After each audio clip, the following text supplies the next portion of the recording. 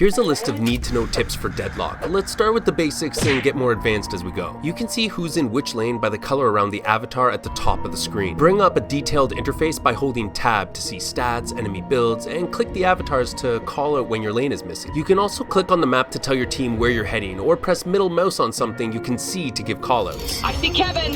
Holding middle mouse displays a wheel of options as well. The minimap shows neutral creep rank and locations for you to farm, and you can even draw on the minimap if it helps. Waves spawn with a flag bearer who heals nearby allies. Stick close to your healing creep and kill the enemies to help push a lane. But it's not just about pushing. Killing enemies releases souls which pop over time, giving you money to spend at the shop, but if the enemy shoots them first, they steal the funds. You can shoot your own green souls or melee enemies when their health is low to secure the reward instead. Also, try denying the enemy by shooting their yellow-orange souls. Listen for enemy footsteps. When crouched, characters make no noise, but if they're running, you can detect someone sneaking up or running away from you. Unsecured souls can build up as you play. They show up beside your main soul count and as an ever-growing container on your avatar. Dying while carrying this huge purse will cause it to drop for anyone to grab after the fight. You can spend unsecured souls at the shop. Shops are located in your main base as well as beside your outer guardian. Once they die, their shop closes and you'll have to travel to the next lane or this shop near the middle of the map. There's lots of ways to get in this room. Learn them all. Boxes can house extra souls and statues can have permanent buffs. Melee or shoot them when passing by. If you're moving downhill or faster than 9.5 movement speed, crouch to slide into them. Sliding also gives you infinite bullets for the duration of the slide. Chaining dash jumps gives you greater movement and distance, but the dash and jump uses 2 stamina bars. It's still farther than using 2 dashes though. Look for the stamina bar to flash blue. That's your cue to chain something like a jump or a dash. When in the air, double tap crouch to drop quickly. Can be used from zip lines or anytime you're exposed and want to avoid fire. Under the build tab, you can select new builds created by the community. Very helpful for learning a new hero. The urn can be picked up from the starting location and carried all the way to the opposite end of the map. You can't use weapons while carrying, so at least try to ensure a safe path there, and if you have a movement buff ability, trigger it just before taking the urn to start your run. The urn will release a slurry of souls. Stick around to shoot them or steal them from the enemy's urn. Although you can't take the urn through the teleporter, you should learn where these are and where they connect. It's a great way to surprise another lane or even escape danger. Finally, mid-boss can be attacked when you're in the pit with it. You'll likely need friends to help take it down, and this can be a risky place for the enemies to find you. Around half health, it makes a noise that both teams can hear, tipping off all players that the mid-boss is about to die. Once it's killed, a gem slowly falls in the middle of the room. You need to charge a melee attack to destroy it and get the rejuvenator for your team, which buffs your creeps and decreases your death timers. If enemies are trying to steal it from you, someone on your team can parry beside the gem to stop their melee attempts. Uncomfortable Game Shorts is an underrated channel that makes easy guides for games you love. Subscribe and share my work. Click here to see my quick and dirty review on Deadlock, or check out something YouTube thinks you'll be interested in here.